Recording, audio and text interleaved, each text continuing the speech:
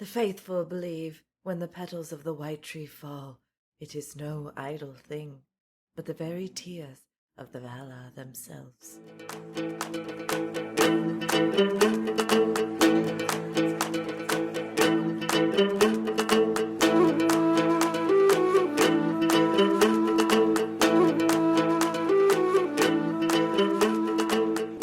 Great wave! Great wave! Cool, bruh. I'm gonna ride that wave. Dude, I'd love to see like a Roland Emmerich version of this, where Who's that? He did like Independence Day and Moonfall, like a lot of disaster movies. So I'd love to see like The Fall of Numenor coming summer 2025. It could be sick. And like Jake Gyllenhaal and Dennis Quaid come back and like, there's no great wave coming. Jake Gyllenhaal, you gotta listen to me. There's a great wave on the way. I keep dreaming about it. Does he work with Dennis Quaid all the time? Because No, it's just from Day After Tomorrow. Is Dennis Quaid in that too? Yeah, he's his dad. Because he's in Independence Day. Dennis Quaid's not in Independence Day. As the drunk. You're that Randy Quaid. Randy Quaid. Randy Quaid. Big difference. Randy Quaid. Randy Quaid is in Christmas Vacation, and he's widowy, the funniest guy on the planet. And he's gone far off the... The fall of both Chevy Chase and Randy Quaid need to be studied in the lab. Well, no, I think Randy Quaid's closer to like Nick Nolte. Like, is that right? With the guy with the big teeth who talks about peanut butter. I don't like Gary peanut butter. Busey. Gary Busey. That's Yes. the one who's like gone in a different direction of human society, and Randy Quaid has too. He was like squatting in a house. I'm not trying to make light of someone's probably very tragic and unfortunate situation, but they were squatters. And now he's like a Trump. It's a whole thing. Anyway, welcome to Podcast of the Rings. I'm Jessica Lynn Verdi. My co-host, friend, as always, Ben Goddard, doing the good thing here. Do you think we're changing lives doing this podcast? I wonder about that. Like, I'd love, everyone would love a bigger audience, but I'd love to have people listen to these re-examinations, because especially now where, I got into something where someone called a TV show content, and I'm really trying not to use that word anymore because like it's such a business term. Like, I'm not David Zaslav. Like, I'm not Bob Iger. Like, I need to stop viewing shows as content, because it is art. Whether you like it or not, like, that's totally subjective and totally fine. Or is it objective? Subjective. Subjective. I was right. Subjective, yeah. Objectively, it's art, though. Yes, objectively, it is art, and it is someone's creation. And I think it was so funny, like, everyone was piling on Madam Web. And, to a certain extent, rightfully so. And sometimes it's fun to just trash a bad movie. And there's a really well-respected, and, like, he's one of the OG YouTube movie reviewers. Like, just kind of grandfathered into the new algorithm, gets views no matter what. His name is Chris Stuckman. And he recently, like, his passion is movies, and he decided to direct a movie because he's really successful and has the funds to do it. And he was like, you know what? Everyone's been trashing the movie. If you want to go watch one of those reviews, feel free. There's plenty of them out there. I'm not going to. I know how hard it is to make a small independent movie, let alone a studio-handled blockbuster with a bunch of A-listers. So I'm just not going to do it. Like, I think everyone tried their best. Were there some misfires? Of course there were. That happens in almost every movie. Very few movies. It is rare to get a very good movie. Like, it's a hard thing to do. And everyone's like, oh my gosh, this is so boring. It's like, if you want someone to trash a movie, there's type in Madam Web on any social media, on anything ever, and you'll get some kind of funny thing about it. And, there's plenty out there. This guy had like a nuanced take about, like, it's hard to make movies. Maybe we should go like easier on them. Criticism is absolutely fair, but just like absolutely, dump trucking a movie, it's like, it's a little overboard. And it's also like low-hanging fruit too. It is. It's like, of course it was going to be, like, you knew it was going to be bad. Like, the marketing knew it was going to be bad. Like, everyone was leaning in of like, Ghost, you're going to love this movie. You're going to see it twice. You're going to love it so much. It's like, they knew what was coming, and they got their money as much as they could of like opening weekend of like, you know what, we got to go see Madam Web. We're going to have a few drinks, There's probably going to be, in the same way there's like, Rowdy Cat showings or, The Room showings, where people are like yelling at the screen, like totally. midnight showings. Madam Web seems to be on that track. We'll see if it, has that cultural staple. It might just be is it that bad though? Or is it like that egregious? Because that's what like Cats was like I actually took a lot of umbrage with all the people that decided this is just going to be a cult thing now that we throw spoons at. The thing that made The Room that was it traveled the backwaters for a long time until that happened. And then people just arbitrarily going, nope, Cats is bad. We're all going to watch it. But at the same time, we did all go to see it to watch the spectacle of how bad it was. So my question is, was Madam Web that bad, or was it I still haven't seen it, so I really can't decide. I did. You didn't see your girl? I didn't. I know. I need to go see her. She's rude. Both of them, both Dakota and Sydney, are very disappointed in me. Oh, Sydney in it? Oh. I've gotten a lot of text about it, and I just like, babe, I'm gonna go see it. Trust me. Be like Matt Rife and just be like, I just am a little too busy right now. A little too busy, and I just feel like everyone that like hates you is like jealous of you. And it's Did you hear the response to that when he said that? No, I didn't hear about this at all. Like, he was on a podcast, and he was like, just internet stuff. Like, he said the most basic take of, like, if you're on the internet hating, like, what else can you be doing with your time? I'm like, oh my God. One, shut up. You made your bones on the internet, Matt. Like, you can't bite the hand that feeds you. And then also he's like, anyone I've learned, and it's like, he says it like so philosophically, like, I've learned that anyone that hates you is like jealousy. And it's one, that's the most basic 2001 Natasha Bedingfield takes ever. And two, the response was like immediately the host didn't let him breathe. She's like, so everyone that hates Osama bin Laden is jealous of him? No. I love that you didn't even let him breathe. Didn't even like give him a chance to even like, yeah, I said that. I made that point. It's like, nope. And so shout out to them. That's some A+. Speaking of good hosting, we just started, what is it? The drinking competition on Netflix. We've been watching all the like competitive. This is what I was going to ask you too. Like, would you call reality TV art, or is that content? I think that's content because it is like, it's so manipulative. Like, my sister went on Parental Control. That old like MTV, you remember that one? It was an MTV dating show. Hardly. Oh my God, yes. Remember, like they would like the boyfriend or girlfriend would sit with their partner's parents, and they'd go on like 2 dates, and they'd be like, oh, okay, I want to choose new girlfriend, or I want to stay with my current girlfriend or boyfriend. Wow. And she was on that and they were like, okay, this is your idea of a perfect date. This is your idea of, where you want to go, what you like, what you dislike. And so it's just like, even stuff like that. And granted, reality TV has come so far and is so much bigger now. Like, everything is scripted. So like she didn't even have a say in what like her, that's and even like, I remember when I moved to LA, I worked at Saddle Ranch, the famous Western bar on Sunset. And right after I got there, they had just filmed the first and only season of the reality show. And so I was talking with a lot of coworkers. It was called the reality show?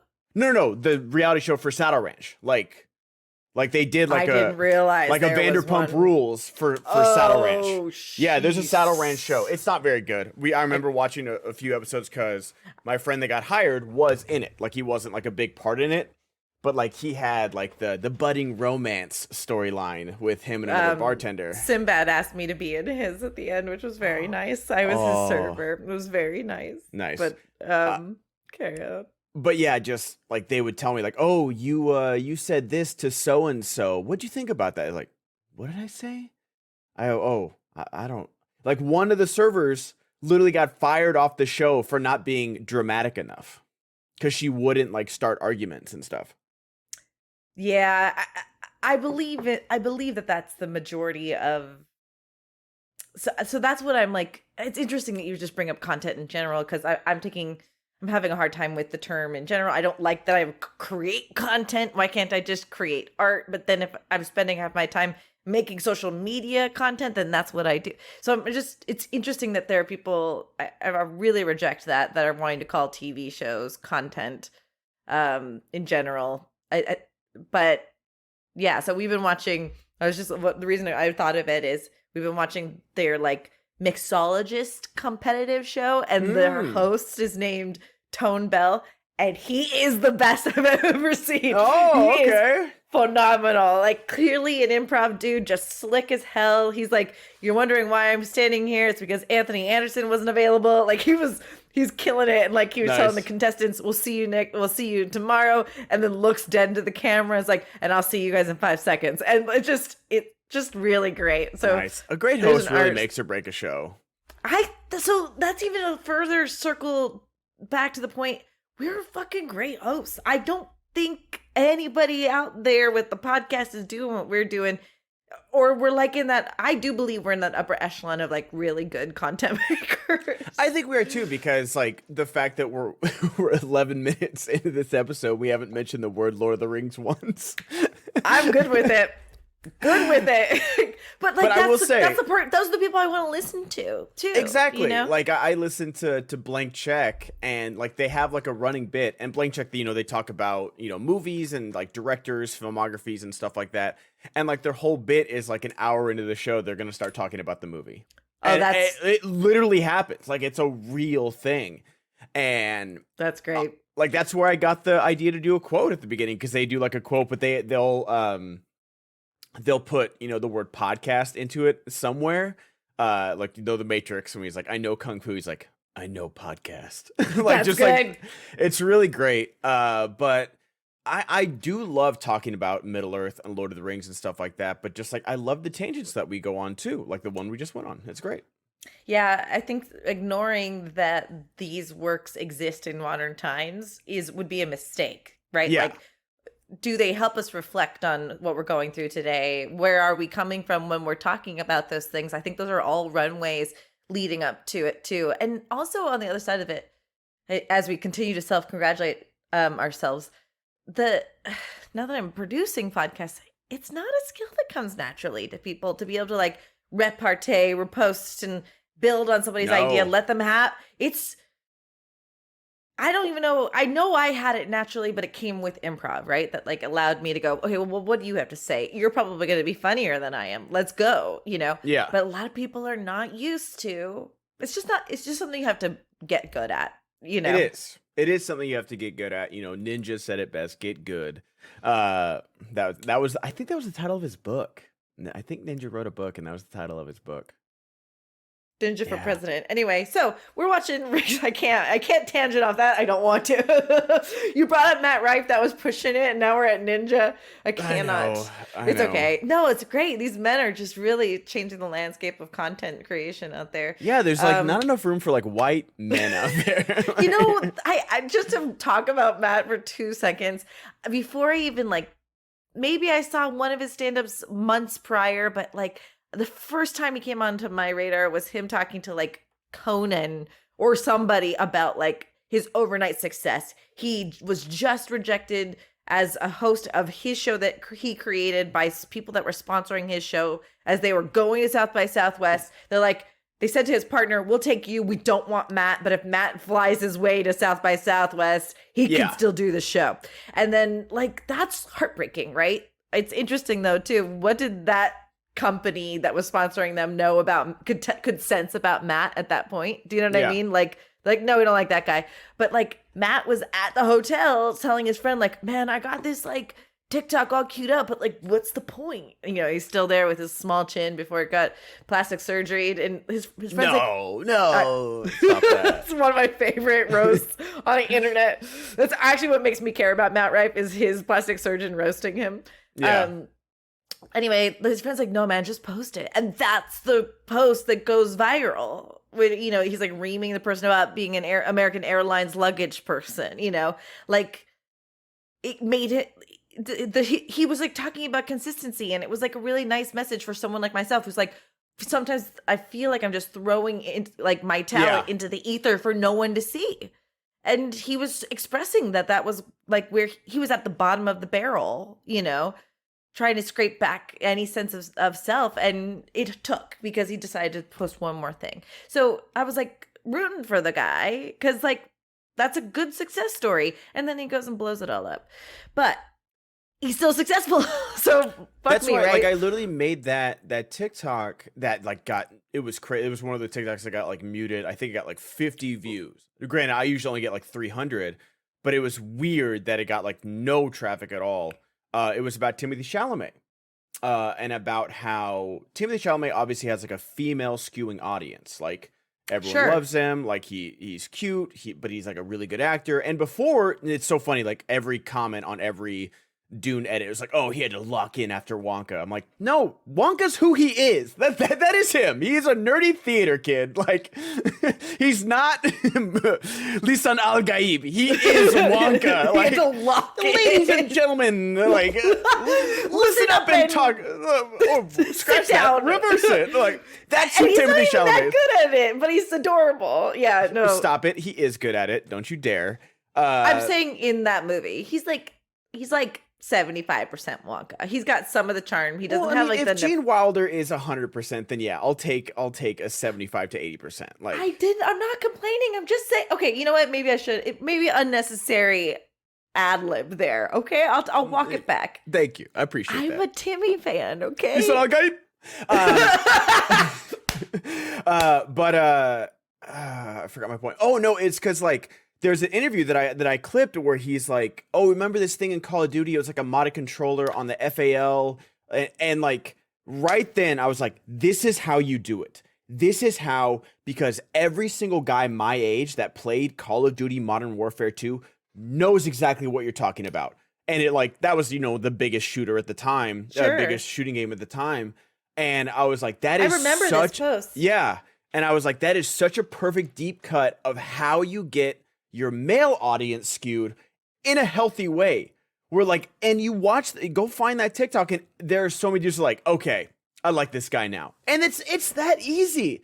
Just like, oh, instead of just being like, oh, domestic abuse, am I right, guys? LOL, which is like the opening of Matt Rive's freaking stand-up. It's like, I don't know why he was so unsatisfied with like his gender statistics of like who liked him, but I'm sure he's doing fine. Like, comedians, they always find a way to bounce back. Like, but it was such a weird, unnecessary swerve that like, I'm more confused than angry about it. I was like, that's a bad joke. But like, and let it be a bad joke. But let it be a bad joke. You know what I mean? Like, also like Netflix, no one stopped this. That's kind of like also, but again,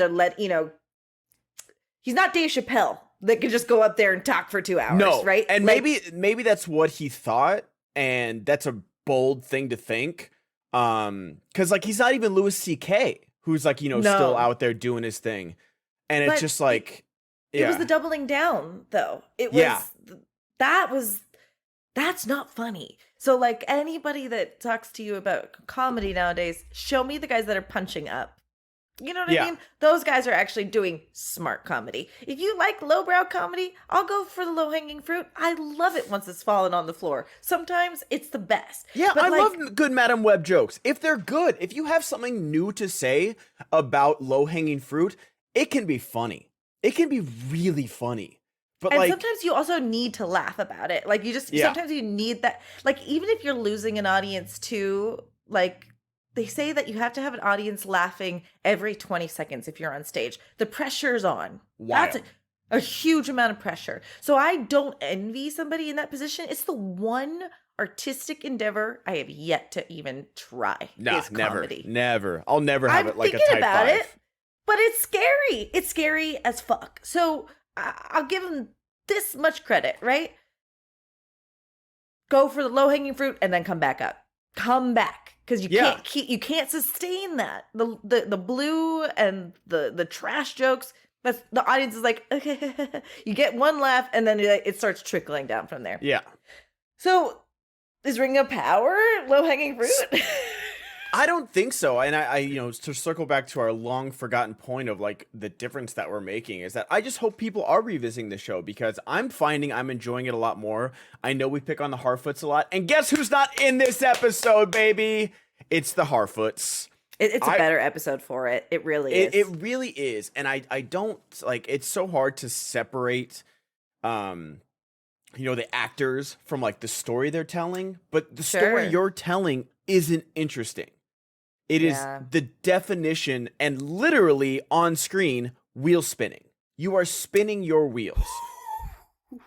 Wow. And the fact that at the end of the episode, we came up with a better way to have the stranger tag along with the caravan in like 30 seconds than the showrunners did in like their 2 years of prep is crazy. Like, this is what so makes me nervous about this. Remember when before you were our official host, you came on to talk about how Rings of Power was finishing the season without the showrunners. Yeah. For season 2.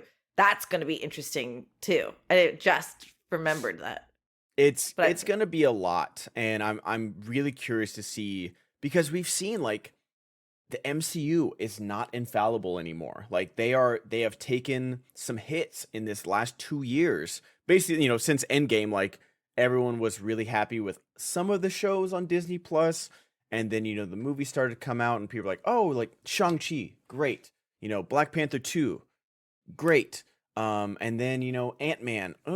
This is how you're introducing, Kang. Granted, Jonathan Majors is no longer in the MCU, but we didn't know that at the time. But just like it started to kind of lose steam, and Captain Marvel with like, hey, like it or hate it, it made $1 billion. The first one made $1 billion. Numbers don't lie. And then you put in like what's her name from Miss Marvel, who's great, the little girl, and it doesn't do well. And it's just like, so nothing is guaranteed anymore. Like nothing is promised. Like Mission Impossible, one of the best action franchises on the planet, didn't do that well. Granted, it was because of Barbenheimer. Like, they should have moved. They should have moved out of the way, and they didn't. Didn't they lose the IMAX too? Yeah, remember I was telling you about that he was like, okay, well, then we get all the Dolby screens. Like, if we can't have IMAX, we get all the Dolby screens or something. And so it's just like nothing is infallible. Nothing is guaranteed in this business when it comes to numbers, when it comes to viewership, box office, whatever it may be. So it's like they need to come with the heat in this second season, because I'm sure there's a lot of people that, there's a lot of like people that, yeah, I'm excited for season 2. I think a majority of people are probably like, you know what? There's some good stuff in season 1. There are some plot lines I'm interested in, Arondir, Arondir, like all these people, like, yeah, I want to see what happens with Galadriel. So I want to see, but I feel like by episode 4, 5, maybe, if it's not there, people are going to stop dropping off because there's so much, not content, but just other hour-long dramas you can be watching. You're going up against House of Dragons in the same year. Again? It's coming out this year. So, like, I was just thinking about this. I stopped watching Loki. I love Loki. I love it. I will watch Tom Hiddleston do anything. And then you add, my other Owen Wilson. It's all great. It's all gravy. It should be great. And it wasn't. And I'm not like for as much as like I have shows where I analyze TV shows like The Orville and stuff like that, I don't want to find fault in something. No. But these shows make it hard to find the reason I should keep giving them my attention, to the point now where I'm watching, instead of Loki and finishing it, I'm watching a mixology show that I couldn't give a shit about. Yeah. So, I mean, I guess that's why, like once we find our audience too, because we have some wonderful audience members that are like really engaged with what we do. It's just a matter of them like wanting this content and eventually finding it. Yeah. Because you're right. And I think that will happen when people realize that Rings of Power 2 season 2 is coming out. They'll go, oh yeah, I have it. I should rewatch the series again. Amazon, Amazon's going to dump money into this ad campaign for sure. Oh, like they're going to spare no expense, John Hammond style. Oh, what do you mean? Oh, like he's going to create. It's just what he says. Spare no expense. I forgot. Yeah. So I'm sure people are going to be joining us when they're like on the rewatch of that too. So this episode's opens with the dream sequence, you know, just to jump ahead a little bit. The Queen Regent shows Galadriel the Palantir, and you were so right. Like, it only shows the destruction of Numenor. I was so excited because there's so much of this season that I had forgotten. I've only watched it once. I didn't even rewatch any like clips or really anything on YouTube. Like, and so revisiting this season, I was like, oh yeah, they're right. They do have a Palantir. Like, I forgot about that. What is she gonna see? And then the Queen is like, you haven't touched this one before. Yeah, because it's a kaleidoscope. It's just like a pictogram thing that you had when you were a little kid. You just like a little it's just Vine. It's the same thing. Tidal wave. Ellendale, come over here. Oh, tidal wave. But how much better would it have been to give Galadriel a glimpse of like what could happen to the Southland? What could happen to the Southland? Like show the waterfall falling down, and you know, or something. Have like, or there's a the threat smith that's happening to the elves. Yeah, like have like the leave, you know, going dark. I don't think they've shown that yet, but that could be a little precursor, or you know, someone forging something, like a betrayal of some kind, like her, you know, crying, like waking up, you know, when she wakes up in the water, like crying. I think she does, like in Lothlorien or Rivendell. So it's just like there's so much they could have shown, but just like, no, we're just gonna show you the abridged version of something you saw 10 minutes ago. And it was like, oh, okay. So it's not a seeing stone. The Queen could have told her that. Yeah. Like, the Queen could say, do you not think that I am concerned about my, you know, whatever? And although I will say the way that they show the Palantir getting activated is very cool. Very well done. I loved it. We see Arondir, she falls in love with the total dork from Numenor. AKA the son, whatever his name is. There's, you know, I gotta give people credit on the internet. Very little. But some people like ship them hard. Really? Yes. That's like, wild, man. I know. Somehow when we were doing the cover of it before, like we found that internet group that's like A, loves Halbrand, and B, like ships Arondir and the dorky prince dude, you know, whatever his name is. You said it, and like I will begrudgingly agree with you when she's like, when he's like, oh, let's clean this up together, and whoever does it better will buy dinner. And she's like, I don't go to dinner with strange men. He's like, okay, if I see one, I'll let you know. That's a good line. That's a good line. I can't hate on that. Like, he booked the job on that line. He did. I'm telling you. He earned a first date. I will say that. I don't think they have any chemistry later on in the show, but that line is good. Well, their chemistry later on in the show is, you hate elves? So do I. You know, like, it's not great. They're not great people, I don't think. This is the thing, you know, like we said it last week, where it's just like, no one's happy. This is supposed to be a good time in Numenor. And granted, they do kind of call it out where the guy's like, one elf shows up and you guys lose your mind and go full, they're going to take our jobs. Like, they literally say that in their show. Like, they go full South Park. Like, whoa. Wait, so the Numenorians are Trumpers? They literally say that, unless I misheard. They literally say, no, he does. He says does. Someone that can't tire and doesn't sleep and is ageless is gonna take my job, and it's like they literally take our jobs. It's like, oh, I know, great. the businessmen are like, I do want elves here. That'd be great. And also, by the way, the elves don't want your fucking jobs. They don't. They're good, but yeah, it's very funny. So let's see, Galadriel gets thrown in jail for going toe-to-toe with the Queen.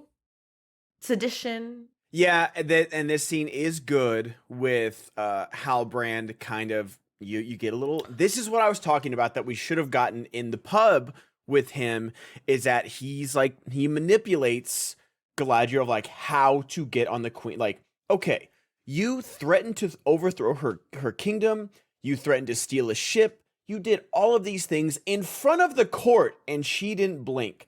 The minute you brought up her father, she throws you in jail. So what's going on with that? And it is annoying that has to literally lead her by the nose of like what is going on. Like, this is a 1,000-year-old goddess being. Like, can we not? I understand that she is blinded by her vengeance and rage, but just like there's only so far that I can believe that this is Galadriel. Like, at a certain point, she's just a bad character. Yeah, she's just this might as well be like Lindsay Lohan in the early 2000s. Like what is going on right now? Crotch shot and all. Like, it's crazy where it's just like, I don't know the point they're trying to make, because you can only make it so many times with the same character. Like, yeah, because like the moment she's at court and brute forcing her way, right? Yeah. Trying to get, that's the lesson. Don't show me the beat again in the next episode. Yeah, where she literally like has a private meeting with the queen and does the same thing again. It's just like, okay, like have her take like a deep breath and like, okay, that didn't work. What am I missing here? Where is the king? Why are you the queen regent? What is going on? And like have her figure, granted, you can still have Sauron like, oh, maybe you should say this. Like you can have a good Halbrand moment along with her not being a total fucking moron. Like she doesn't have to like be clueless about what is happening. When she has the moment of like, what? Really? I didn't think about that. I'm like, girl, you're not that dumb. Like, no wonder. You know, I have no problem with Galadriel who can scale a wall. I have no problem with battle Galadriel. I'm with you. I have a problem with dumb Galadriel. I do. It's like she can be more than one thing. Like Elrond doesn't just have to be this, oh, he's a crafty diplomat that, you know, he just, and I love that part about him. That's really great.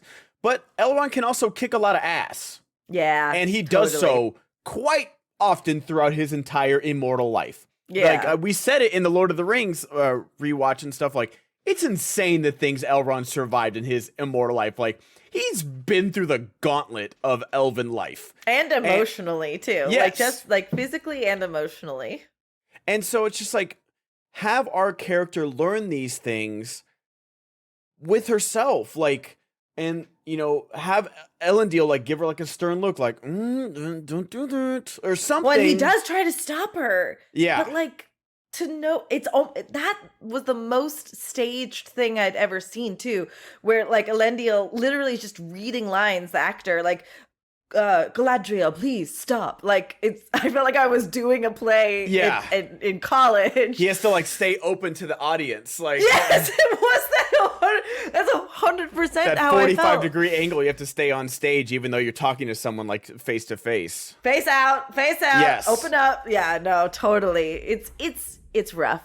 Some fun things happen though. You're totally right. We get this like sexy, you know, thing from Halbrand. He's like, I don't know, you went about this all wrong. Should have done it in episode 2 or 3. That should have happened. Episode 3. And then I still don't quite understand how she escaped, but she escapes the prison, and that's how she like jumps to the tower to get to the dad and whatever. Anyway, another thing we talked about too is even though the Númenórean guys' armor looks weird, the Queen Regent's costuming. Her costuming, really like nice. Their costuming is good. Their armor looks really weird for some reason. Like they just like they literally did costumes and then they're just like just throw a breastplate on them. Okay, well it doesn't fit. It doesn't matter. I think they tried to do this like hippie, you know, we're like a beach culture thing. I don't know, but it just doesn't work. It works on the Queen though. Yeah. We do go back to the dwarves, which is awesome. Some really great fun stuff there. We get Disa, Durin's wife, being really shady, but showing us her side of shadiness. Let's finish. I want to finish Númenor real quick. Oh, okay. Just like Isildur, like flunks out of sailing school. Oh, that's right. Yeah. I gotta skip ahead. Do they ever like mention like what he's daydreaming of? So much so that. Like, one, we said it again. Like, everyone looks too normal in Númenor. Like, I'm not saying like anyone's like, unattractive, but just like, these are the best of the best of the best of the best. And they should look like that. And they don't, except for Arondir and this boat captain. There is a shot against the sunset for this man, and I would follow him into battle. I don't like being on boats, but I'd become a sailor for that man. Like maybe that's why Isildur's friends are so upset. They're like, I want to hang out with him. Yeah. And it is a weird thing that like one untied knot and he fires all three of them. Just like, yeah, I forgot that didn't happen now. It happened. I forgot that this happened this episode, not episode 3. Yeah. I wonder if he fires all three of them because they tried to cover for him. Maybe, but it just seems like so plot driven where they're just like, we need to have this. It just seems like a hat on a hat where it's like, I know we need to learn more about Isildur because of who he is, but not like this. I don't know what I want from Isildur. Definitely not for people to call him Isil. No. Isil, please. No. I'm sorry, people have many names in Middle-earth. They don't have nicknames. We just don't care about him enough to have Isil, like be out of like the Grey Pilgrim, Stormcrow, Gandalf, Mithrandir, Strider, like all these names work. I'm not calling Legolas Legs, like Legs, Leggy, let's go Leggy. Yeah. And so I don't know, that I forgot about that and I did not like it at all. No, it's totally fair. I do feel bad for his friends. I think it just is only there to up the emotional stakes. And Isildur is being like really selfish. Like he didn't think about what his actions would do to his friends. We're still a little confused why it had repercussions on them. Yes. His friend though, the dark curly hair guy, he does say, your dreams about the true Numenor in the West. So like that's what's distracting him. I don't know what he means by the true Numenor. Like, is his future calling to him where he's going to be the king? That is really uncertain. I really hope that they don't ignore that they set this weird thing up. And just now he's in, I don't know. But they did, that's what they did say. Like this dream of yours, the West is Numenor or whatever. Yeah. That's what they say. Antimo doing the best though when he's like, I'm gonna throw up. I need the bucket. He's great. Yeah, he's so adorable. And I wonder if like them kicking the bucket with open-toed shoes was like a reference to like Viggo Mortensen breaking his toe. I wonder if that was like a little Easter egg. Now that I think about it, I think it was. Yeah, it's a nice little nod if that's the case because that's fun. That's cute. But so, like, after Galadriel and the Queen see the exact same thing, the Queen's like, okay, we need to do something about the Southlands, so we are going to escort you with a big battalion to the Southlands to rescue our kinsmen. The leaves of the white petals of the tree are falling as Galadriel's leaving. Yeah. And the tiniest tree just starts... It is. It is a very good ending. I don't like that they have, like, a draft. Like, not even a draft, like a volunteer... National Guardsmen. I don't blame them though, because like it is like you want to leave Numenor to help what we think is a problem. Like they don't have a military. I think what they're trying to illustrate by that is like you don't have to go. Not a lot of people feel this way about wanting to go to the West, and so rather than anger people and make them go. If they die, they made that choice. But the first 3 people that volunteer have nothing. Like, this is like, it's just like American military where it's just like, oh, the people that are the most disenfranchised and have no other choice go to the military because they'll pay them. Like, that's what, it's literally what they're saying in this moment is that like, hey, the first 3 people to volunteer in this moment is Antimo, Isildur, and the third friend that I can't think of their name. And it's just like, they literally say, you've ruined my life. I have nothing. I've been dreaming about being a sailor my entire life, now I can't. I don't have a trade. I don't have a skill. I don't have a craft. I don't have a little button on my tunic. So I guess I'll just go off to war. Like, it's not a great message. Whoa, I didn't even think about that, Ben. Like, although you pointed out that the guy who's like the politician dude has this like covered, like, so I kind of like that, where it's just like he's the master of everything, master of, like, a jack of all trades. And like in that moment where they're talking, even though like he's saying it as he's shaking hands, like, you gotta deal with the little people here, am I right? And it's like, you shouldn't say that out loud, like, as you're shaking the hands of like the guy, the local baker. Like, the baker's like, fuck you, dude. Right? Like, it's like Beauty and the Beast, where she's like, Belle's walking around the town, she's like, in this small provincial town. Fuck you, Belle, I'm just trying to make a living over here. One of the best original OG videos is, hey girl, hey girl, hey girl, hey girl, hey girl. I told you it was a wig. Yeah, some of the best internets that was happening with that. But yeah, it is just like weird visual language to be like, hey, it just should be like, hey, we've got our Navy. Who wants to join up? Like, who feels this way? And the fact that Isildur, who's been dreaming about the West, who's been daydreaming so much so that he got fired from his job, isn't the first to volunteer. He's a pussy. But you can only have so many people be in their midlife crisis. You can't have Isildur and Halbrand both be like, oh man, I just don't know what to do with my life. Like, like, it literally, like, it reminds me of that movie Waiting, where like the trainee who's like been silenced the whole movie, like, goes on his big rant, and he's like, tells you just along, like, oh, I don't know what to do with my life. Join the fucking army or something. I don't know. It's just it's just like,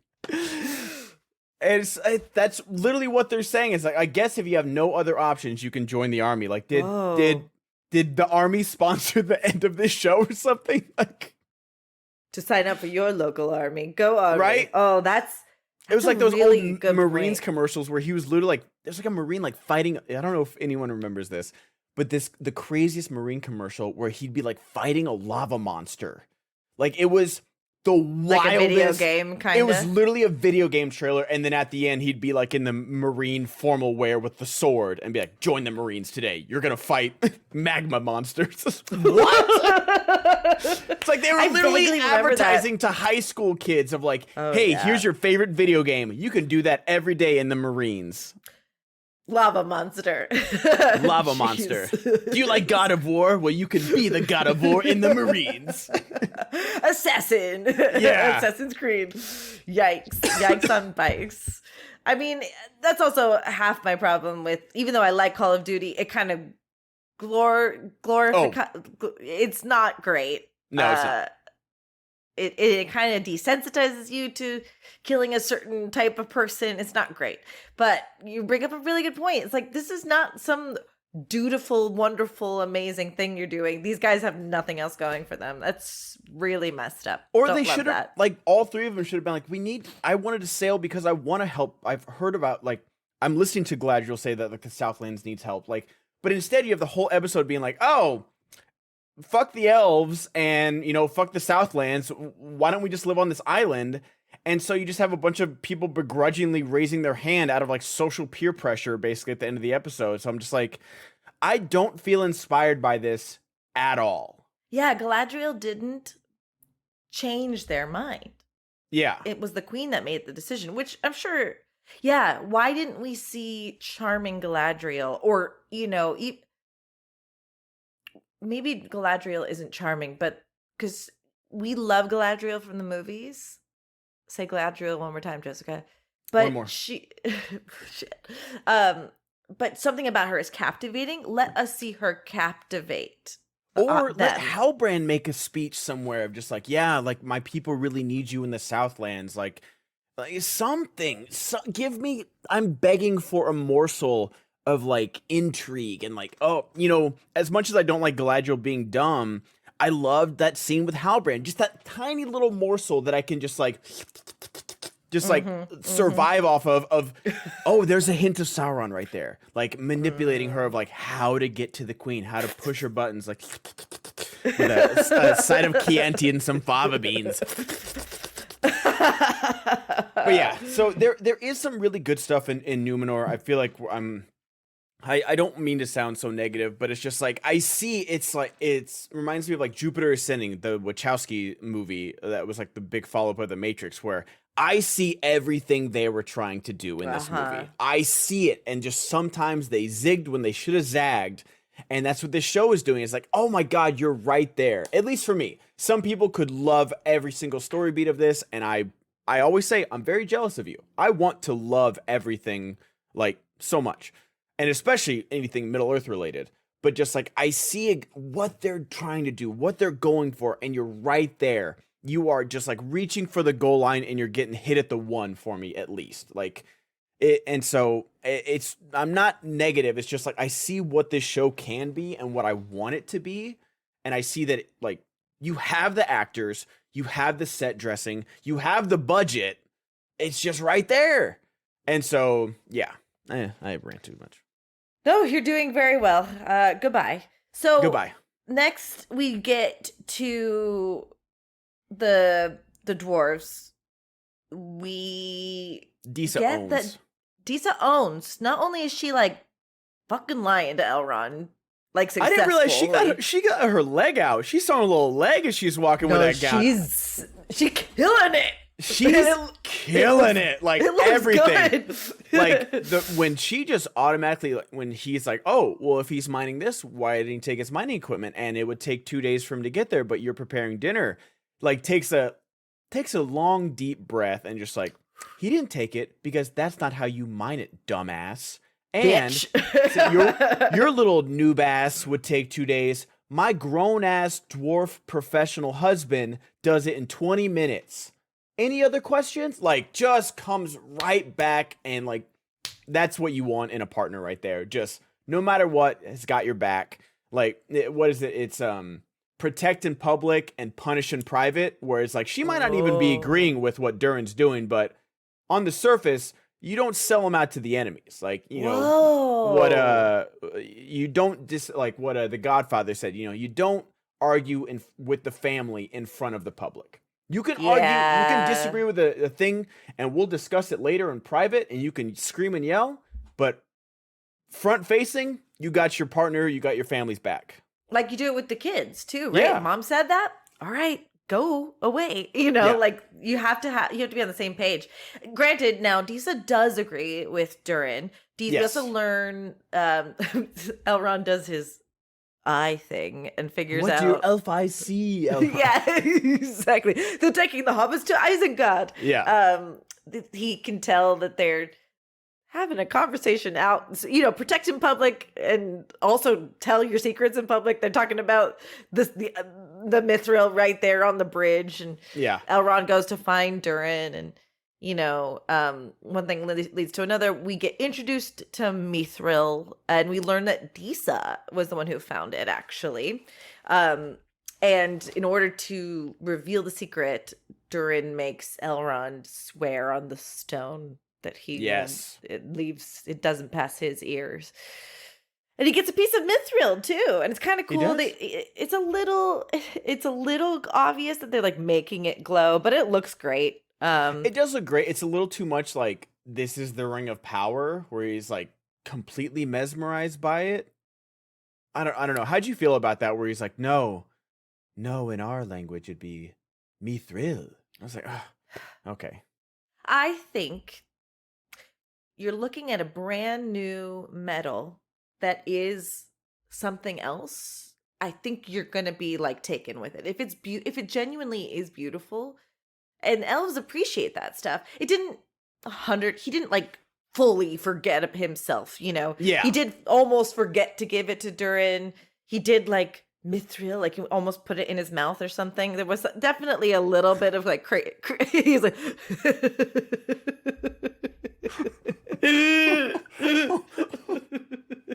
oh my God. No one is happier that we are no longer rated PG than Jessica Lynn Verdi. I couldn't do it anymore, guys. She'd always complain about like the small, like I remember like, on the animated Hobbit or animated Lord of the Rings, I think I cussed when like Gollum throws the boulder at him. She's like, "Oh, come on, Ben, I gotta timestamp this." But meanwhile, she's like, "He doesn't deep throat the mithril." Well, because at that time we were still adhering to the rules, and now That's the ropes are off. Because I don't want to edit it anymore. But it is very well done. Of like, hey, it's perilous to mine, and like I said during our watch along, it's like I wish they would have shown us. I like that the mine collapses.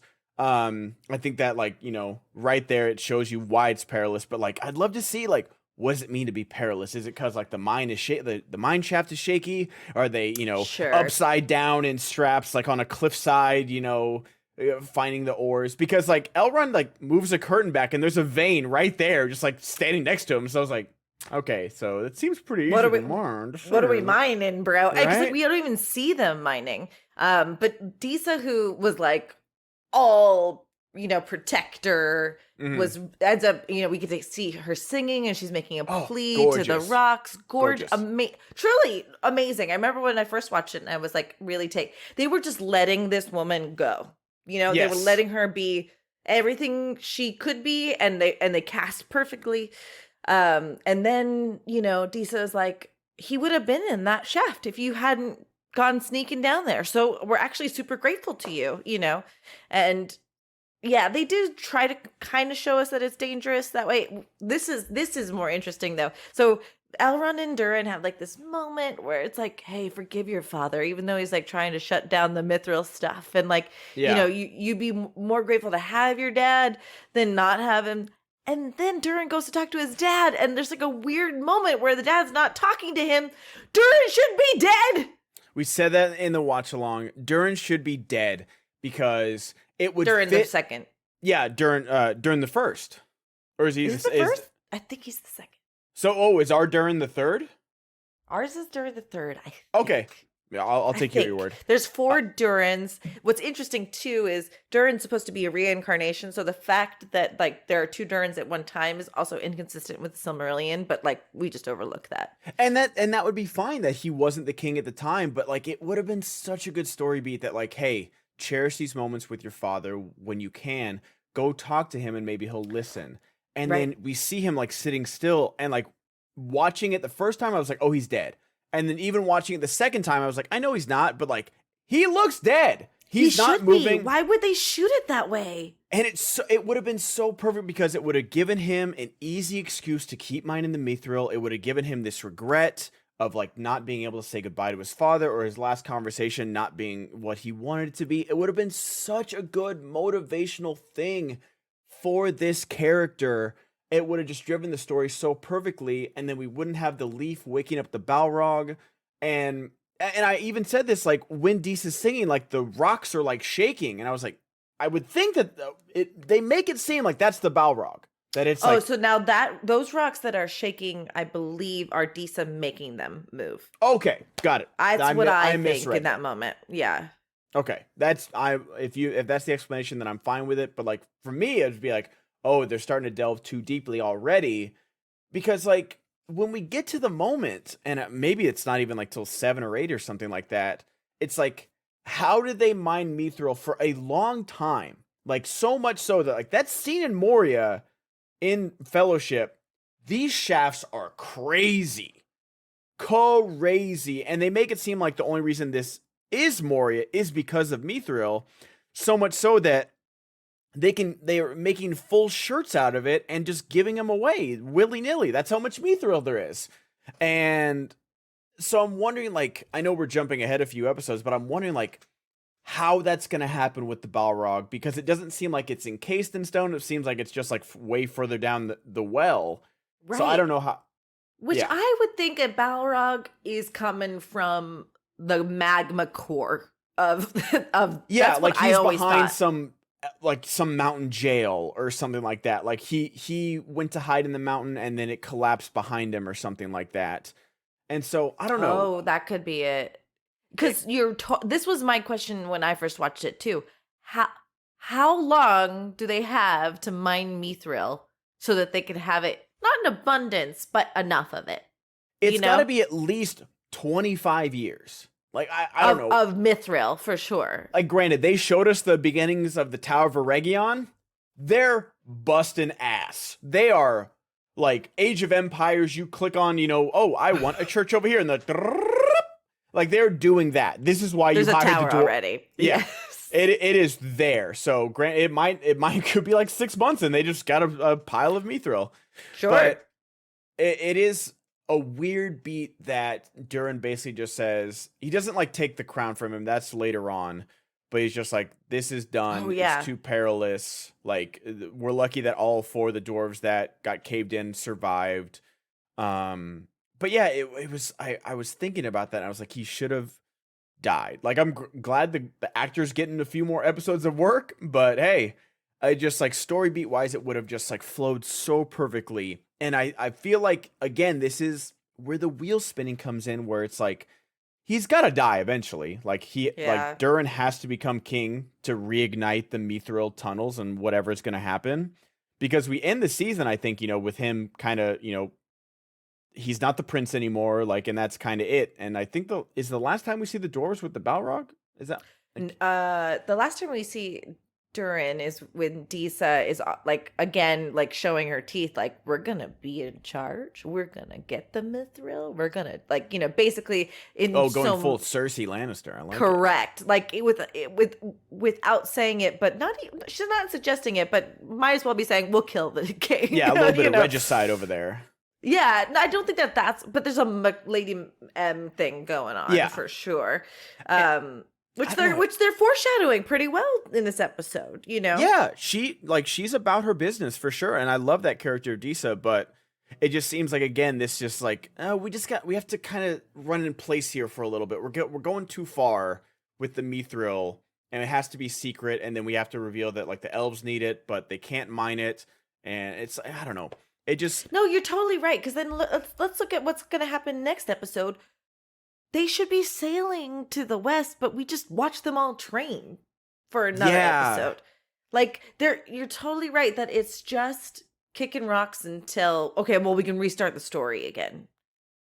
Then just make it 7 episodes. Make it 6. Make it cook. Everyone would like that. Granted, maybe I don't know. I feel like Amazon could save money and and not paying everybody, a full set and cast and crew for 10 episodes when you can do 8. You could save, $100 million or something like that. Like, but knowing when to edit is really important, right? Like when they say to writers, kill your babies. If you love it, even if you love it, it's the most beautiful shot. Peter Jackson could do that. He was good at that. He's like, you know what? We don't need this. We don't need this beat twice. We get the extended versions. Give us the extended 17 episode season. We'll take it. Make it there's something I like.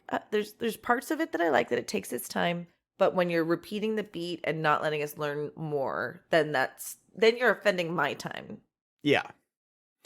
So we move on to the Southlands. Did you have anything else about the dwarves? No. We move on to the Southlands, and this is where Arondir meets Adar. And I was wearing like my hood over my headphones or vice versa. I just couldn't hear a lot of what Adar was saying. But it's like a really good conversation in between them. He talks like this, though. He talks like this. And he basically says, go tell the Southlands people they're staying at the Watchtower. Go tell them to vacate or swear fealty to me. Right. And then you get Theo and his little buddy going back into the village for rations. And of course, he just like, they have again, this is easy visual things where you have him with like a full wheelbarrow full of stuff. Like, you cut from them walking up to the village to being like, oh, there's all the stuff right there. And he's like, oh, I guess I need to go get one more bag of rice. It's like, no, you have them with like his friend's got 2 bags, and then he's got 1 bag. He's like, this just isn't enough. We need to go look for something. And his friend like just runs off because he's too scared.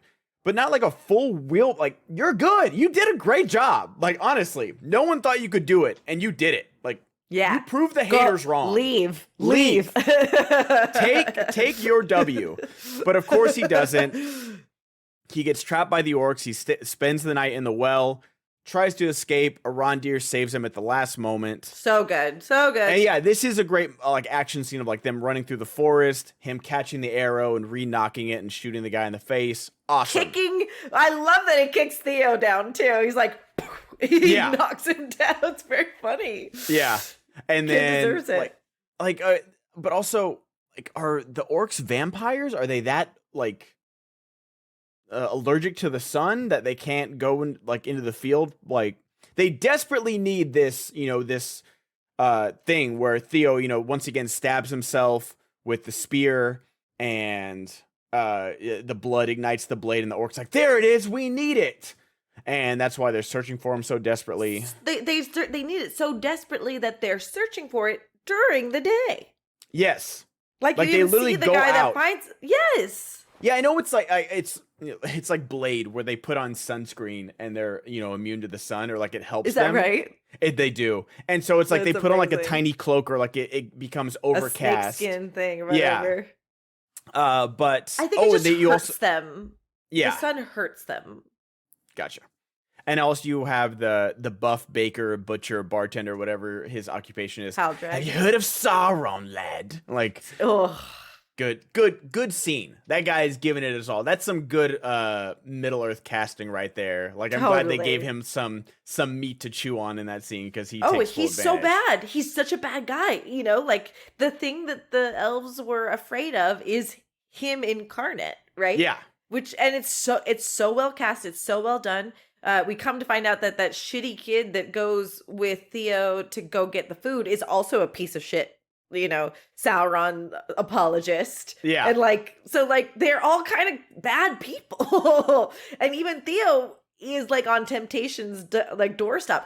Haldrag's so bad that he's trying to give Theo drink, like an alcohol drink. He's like, you deserve it, lad. Have a sip of whiskey, lad.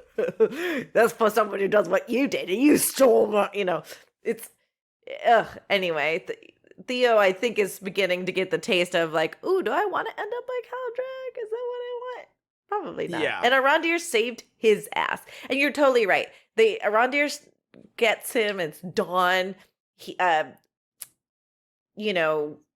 MILF shows up with her sickle and they start running. He's like, get to the clearing. And they get to the clearing just in time for the cloud clever to release. And the orcs are like, forget it. We're just not going to come out. You're right. You're right there, but maybe next time. I'm not going to use my arrow on you right now. We've been shooting arrows this whole chase, but now we don't have any. We're good. Yeah. Also, it's possible that they know that Arondir has a message. Is it possible that they're like, oh, it's that elf? And do you know what I mean? Because Adar let him go with the message. So, I mean, maybe, but I feel like that's giving it a little too much, where if they would have pretended for him to escape or something like that, Millennium Falcon, where they put the tracker on the ship and they let them escape to find the rebel base. Sure. If they didn't know that the humans were at the watchtower and he didn't say, I need to give you a message, then maybe. Sure. When Adar could have been walking away and be like, oh, these Southland, we're going to take over the Southlands, and, they follow Adar without him knowing it or something like that. Then that'd be one thing, but I don't know. It's a very cool scene, but it's I feel like a little too much credit, but it's a good scene. And I like where this is leading, where you're starting to see the true colors of the Southlanders, and I like that a lot. Because it's a good moment, even when the kid comes back with the wheelbarrow, it gets mobbed, and everyone's just taking what they can. Yeah. It's that's tough. Yeah, are these that's what the Lord of the Rings movies do pretty well. Is what part of humans do we want to preserve? What are humans worth preserving? Yeah. And these are not great humans necessarily. And even Numnorians suck, man. But that's the thing, is that you have the Southlanders being the stereotypical descendants of the servants of Sauron, and maybe do a few bad apples ruin the bunch, because Bronwyn is she seems to be good, and her son is looking at some alt-right websites, but he's teetering right now. He's seeing some Andrew Tate TikToks, but he doesn't know which way to lean. But it's just you have to have the Numenorians not also be elf racists and not talking about like, oh, the immigrants are going to take our jobs. It's just like, I'm not rooting for any men right now besides like maybe Elendil. That's it. That's it. And he is the best of them. That he is the Aragorn descendant. You know what I mean? Not descendant, but ancestor. Yeah. So that makes sense. But how did he get that way? Exactly. He shouldn't be the only person. Like I don't know. It's I'm again with you. like there's seeds that I see, but it's just like zigging when they needed to zag. Yeah, totally. So yeah, we get the message finally delivered to Bronwyn that Adar's gonna like come take over if they don't swear fealty to him. Yeah. And so that's kind of like their cliffhanger, if I'm correct in remembering that. Yes, that they're like marching towards the watchtower and like they got to start defending it. Is that the next episode, or do they make us wait? Is the next episode the attack? Which there's some pretty good fighting from Arondir and some I'm not good sure. arrow. I don't know if we're gonna get a lot of Numenorian training and maybe some more Harfoot stuff because we didn't get any Harfoot stuff this episode. So we were better for it. Yeah, and it was not missed. I told Jess, I was like, I'm waiting to pee until when the Harfoot show up for our watch along, and they never did. So I just had to hold it. So I was like, okay, you know what? It is what it is. It is what it is. Well, I think that about does it. What would you say you're over? A good episode. A good episode. This is where, again, if they sail this next episode, and even if you have an episode of them on the boat, of like talking of like, oh, I'm so excited to go to the West. Like, are we doing the right thing? Do we care about these people in the Southlands? Do we care about Middle Earth? Like, how we've been isolating ourselves? Like, all this stuff. That's great. But instead, we have Galadriel water dancing with a bunch of sailors who don't know how to swing a sword, and that's it. That's all we get. And so it's just like, if this was overall a good episode, good plot progression, great conversation with Arondir and Adar, some good Sauron hint stuff, retrospectively we can see it, some good Galadriel like, oh, I don't have to brute force my way through everything. Okay, that's cool. And then, if you like the side characters, like the daughter and the son of the politicians, like getting like their meet cute and stuff like that, like there's some good stuff in here for sure. There's definitely good storytelling stuff. It's the pacing of it all. Yeah. All right. Well, if you would like to join us for our watch along that we do with our patrons before we do our recap recording of the show, you can do that by joining our Patreon over at patreon.com/podcast of the rings. Ben's eventually going to change all of our social media handles.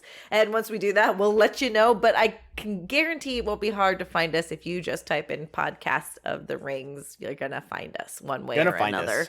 You're going to find us. Yeah, guys. Okay, so stay tuned for the next episode. Reminder also, if you're a Patreon, not just do you get to join us to watch the video, you could get exclusive access to the video version of this show. You get early access to the show. And the more we grow, the more fun things that are going to happen there. So help us grow. Show us that you like us. I need to know that you like me. I need that validation. Me too, bro. You and I are very similar, and I'm losing sleep over it. All right. Yep. Until next time, Ben. May our paths meet again.